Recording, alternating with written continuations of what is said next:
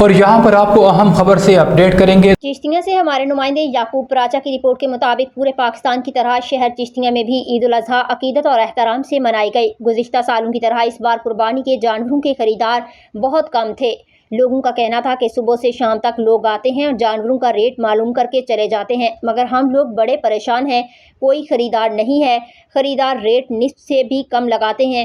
خریداروں نے ہمارے نمائندے کو بتایا کہ مہنگائی نے غریب لوگوں کے منہ سے نوالا تک چھین لیا ہے، گھر کی ضروریات پوری کریں یا مہنگے جانور خریدیں۔ شہر میں تقریباً 50 مقامات پر عید کی نماز کے چھوٹے بڑے اجتماعات ہوئے۔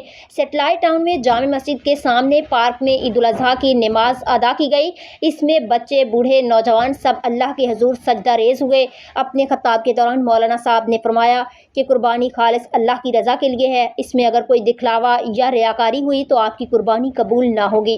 مزید حضرت صاحب نے فرمایا کہ قربانی فرض نہیں، یہ واجب ہے۔ اگر بندے کی استطاعت ہو تو قربانی کر سکتا ہے، مگر نماز ہر بالغ عاقل پر فرض ہے، لہٰذا ہمیں اپنی نمازوں کا فکر کرنا چاہیے۔ اس موقع پر انتظامیہ کی جانب سے سیکیورٹی کے انتظامات بھی کیے گئے تھے اور آخر میں اجتماعی دعا بھی کی گئی۔